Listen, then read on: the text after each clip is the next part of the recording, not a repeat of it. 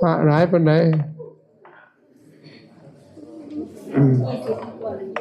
ทั้งหมดมีจักองค์18ค่ะแล้วกับมาอีก2ค่ะเป็น20มื้อเช้า18นะที่อีก2เป็น20ค่ะ20วงแล้วติโอ้มาเข้าเดียวเจ้าหังกว่าเข้าชาวบ้านไม่มาจากคนบ่ล่ะคนไปบิณฑบาตไหมมาบ่มีจากคนคือบ้านพระท่านได้สำเร็จบ้านนี้ยังที่ทั้งไปทุกมือบ้านไหนน้ำฝายบ้านน้ำฝายเจ้าค่ะบ้านหน้าฝายเจ้าค่ะบ้านหน้าฝายพญานาควัดป่าฝายพญานาคยังใหญ่ที่หันร่าใหญ่อยู่หรือวงประตูเขามีพญานาคเป็นครูโอ้พญานาคหลายหัวมีผู้เดียวติมาได้กล้วยไม้จักต้นว่าหลวงปู่สั่งกล้วยว่านโอ้เอาไว้ใส่ล่ะโอ้ยที่ว่าได้จะได้จะว่าไปซื้อพูดได้ก็ว่าได้เรื่องพวกไม่ออกมาจากพูนกวางดงเขาหัวแหวนปุ่นสิมาปลูกกล้วยกับพระท่านมี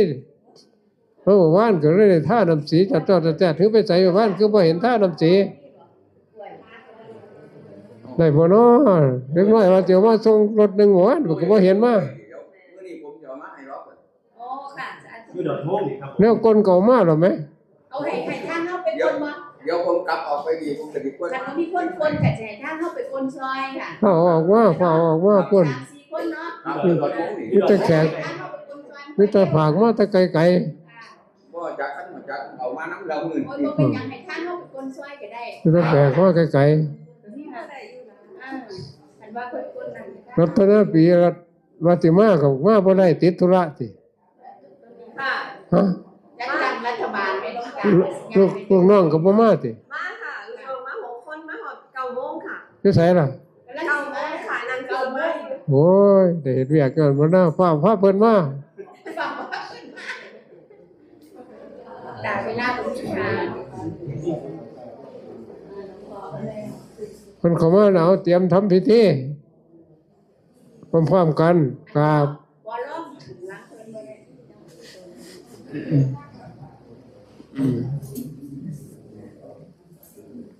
มีหน้าพร้อมๆกัน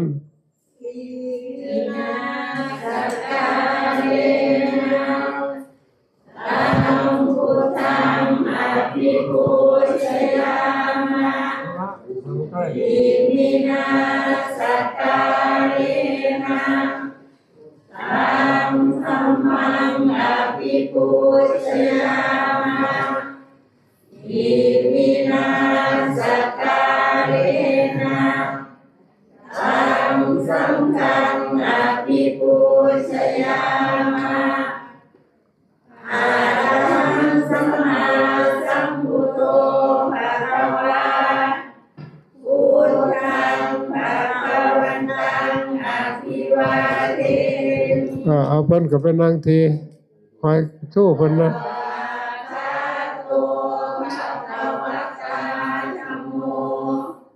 ธัมมังนามัสสา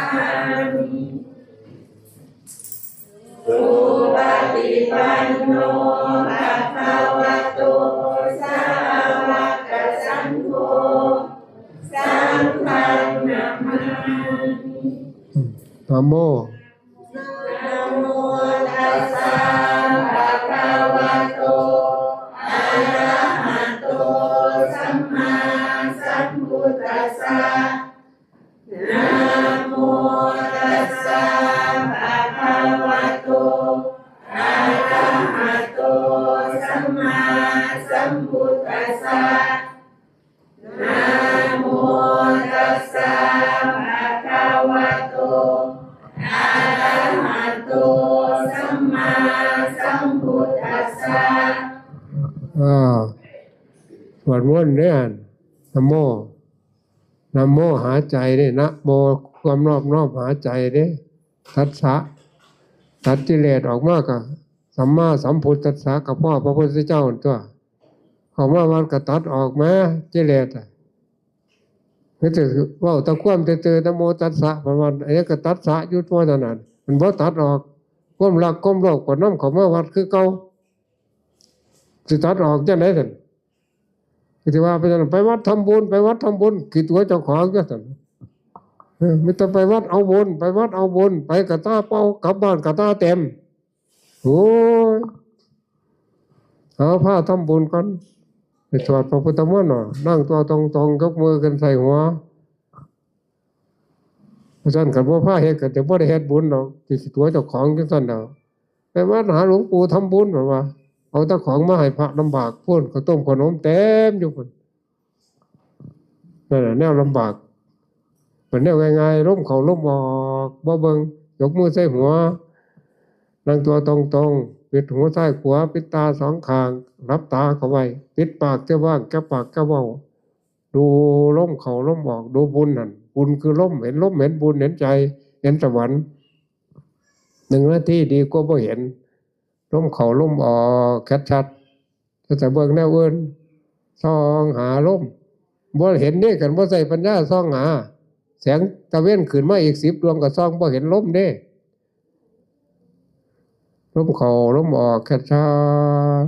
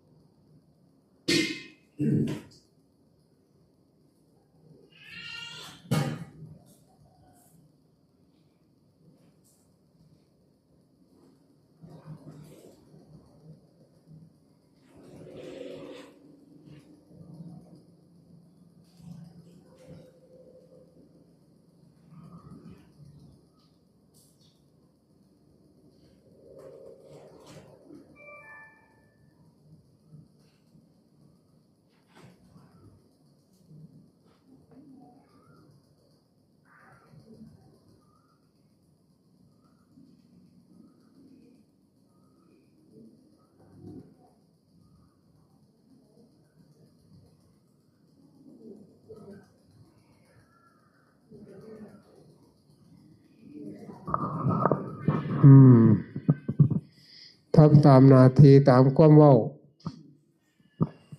ส่วนมากญาติโยมบ่เฮ็ดตามความเว้าของโยมว่าจังได๋ไปวัดบูชาไหว้พระสวดมนต์ทำบุญใส่บาตรนั่นลูกเอิ้นได้หมดไหว้พระยังเฮ็ดได้ขาดอย่างเดียวคือขาดการทำบุญของสำคัญที่สุดคือการทำบุญปุญญานิปรโลกัสสมิงนั่นเขาที่ไปสู่โลกหน้ากับบุญก็เว้ากันอยู่จังซั่นตัวว่ามันบาปปรโลกัสสมิงเพิ่นบ่ว่าเด้ในภาษาบาลีเขาบอกว่าไปทำบุญได้ทำบ่ล่ะไปวัดเอาถามมึงแม่พระทำบ่ล่ะคือบอกว่าถวายพระเขาบ่โยมอิมินาตกาเลนะอิมังพัตตานิสัปปะริวลานิโยหันติฮะมันให้มาแล้วดิที่พระเก่าค้ำเป็นหยังบิณฑบาตมาแล้วพุ่นหรือปุปะมากับบิณฑบาตที่หลังตัวไปวัดทำบุญทำทานใส่บาตรนั่นไปวัดทำบุญใส่บาตรกันเอาจ่อๆก็มาแห่ง2-3 คำแห่งฟังไงแห่งเฮ็ดไงได้มาแล้วมาวัดเฮ็ดหยังพิธีกรรมบูชาไหว้พระก็ได้ว่าแล้วอิมินาบูชาอรหังสัมมาไหว้พระสวดประมนต์นะโมตัสสะทำบุญก็ได้ฟาดเฮ็ดเอาได้บัดนี้อีกจักหน่อยก็สิเป็นทำทานตัวบัดทำทานคือใส่บาตรก็สิถูกต้องว่าสันไปวัดทำบุญใส่บาตรตัวได้ทำบุญแล้วก็ยังใส่บาตรที่หลังเด้เพราะมันโยงการใส่บาตรอาหารกายมันยากรู้จักว่าอาหารใจง่ายๆล้มเขาล้มบอกก็คือบอกว่าพากันทำเขาวัดก็บอกแล้วโดยเฉพาะวันศีลวันพระเทศกาลของพรรษาขอร้องออกกันอย่าโน้มเจ้าปากเจ้าเว้าเด้อวันศีลวันพระเขาวัดเขาว่าอธิษฐานพ่อจะเข้าประตูวัดเหมือนนี่ที่เขาวัดทำบุญปากบ่เว้าน้ำผู้ใดดอกเขาวางสั่นได้ไหมนี่โอ้ยจักทั้งเว้าทั้งจัดข้าวต้มข้าวนมทั้งถ้วยแก้วถ้วยนั่นถ้วยนี่ตำนั่นตำนี่มันนึ่งพึ่งเพื่ออยู่พระที่เว้าก็บ่ได้ยินไปเมาแต่แนวอาหารกายของบูดของเนาแนวเลี้ยงของบูดของเนาคือแต่งดีแต่ของที่มาเลี้ยงมาเฮ็ดมาทำกับของบูดของเนาตัวแต่งดีแต่งนั่นแต่งนี่จับแล้วจับอีกแต่งแล้วแต่งอีก แต่งบางขู่บางคนไปหามาตั้งแต่เมื่อวานบ่แม่นของบูดของเราคือเลี้ยงดีแต่ของบูดของเราคือแต่งดีแต่ของบูดของเราคือรักษาดีแต่สังขารร่างกายของบูดของเน่าของเฒ่าของแก่ของคุณพ่อคุณแม่เกิดแล้วแก่เก็บตายนั่นไปรักษาดีไปไหนก็แก่เก็บตายคือเก่าดิโรงพยาบาลสั่งหลายสั้นไปไหนก็ตายคือเก่าดินั่นเพราะฉะนั้นหลวงปู่บ่คานิยมให้มาขออยู่ก็จำเป็นก็ให้ไปแน่ซื่อแต่ใจบ่เต็มปานใดเพราะว่ามันรักษาบ่ให้คนตายไหมสั่งโรงพยาบาล100สั้น1,000สั้นก็บ่รักษาบ่ให้คนตายไหมมันมีหน้าที่ว่าจังได๋พระเจ้าเกิดมาแล้วต้องแก่ต้องเก็บต้องตายเมื่อห้ามได้บ่ซั่นบัดคานิยมเทละล้านเทละล้านขนไปเขาเฮ็ดเท่าใดก็บ่พอหนทางโรงพยาบาลแล้วบ่มีคนรับไปรับคนป่วยบ่มีคนไปส่งคนป่วยบ่มีรถไปส่งคนป่วยบ่มีรถไปหาคนป่วยส่งหันส่งนี้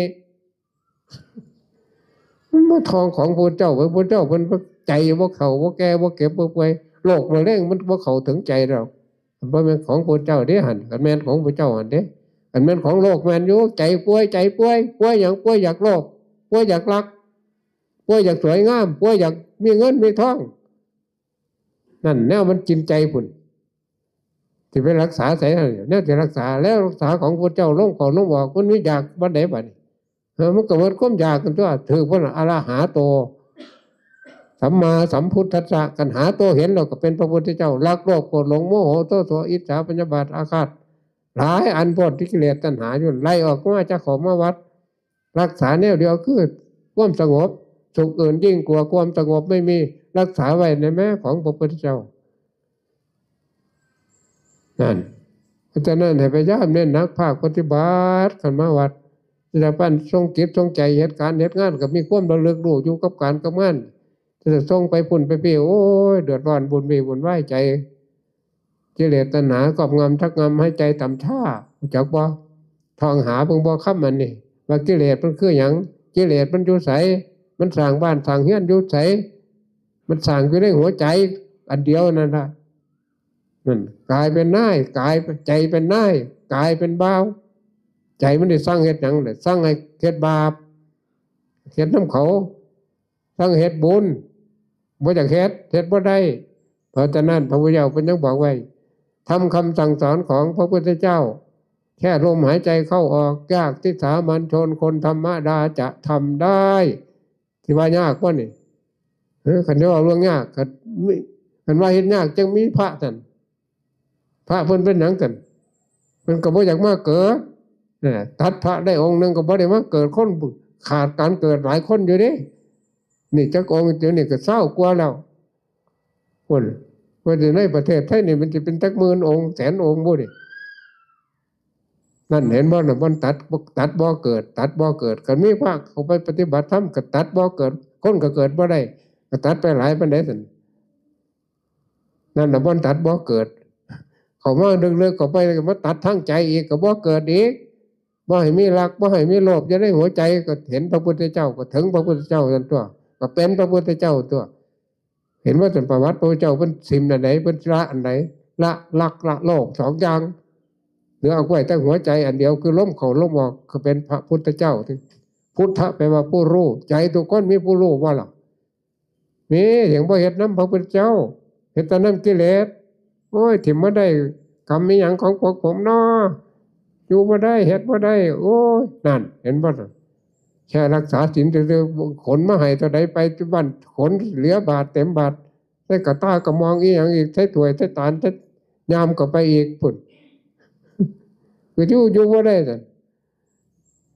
เฮ็ดบ่ได้นะมาง่ายๆอยู่บ่ได้เฮ็ดบ่ได้โอ้ยก็น้อยเป็นกรรมเป็นเวร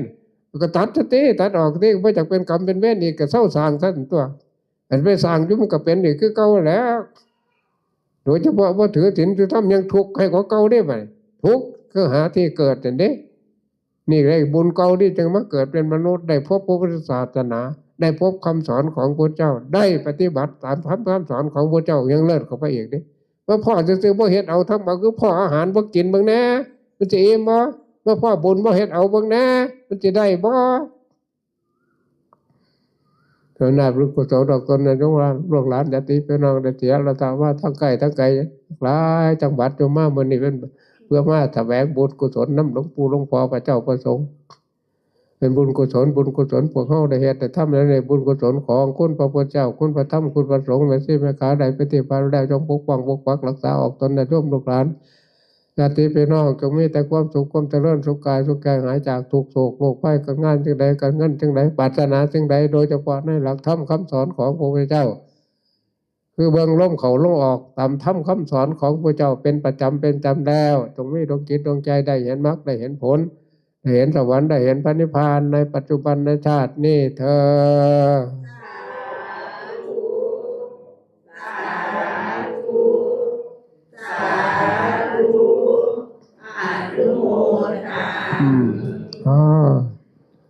รักษารับพรตามภาษาบาลีอีกจักหน่อยคือตรวจน้ำใจเด้อปโลกาเวเนโมโตสัพพะสังฆภาวะติโตสัพพะเวมติกันโตเนปุโตจตุวังภวะสัพพิติโยวิวัชชัน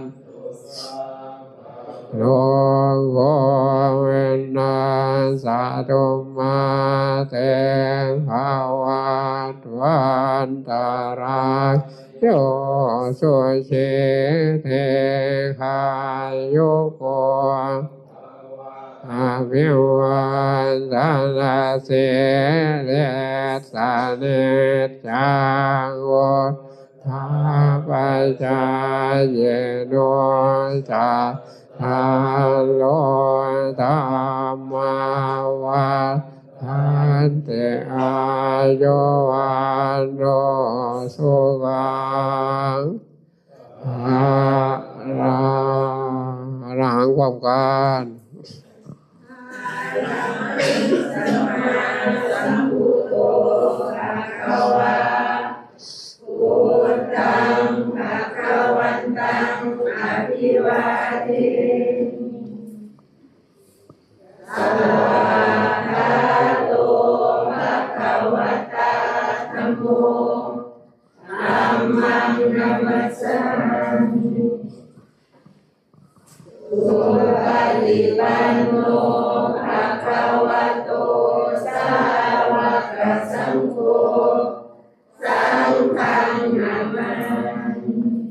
ไปเลี้ยงแถวสบาทเมื่อเขาก็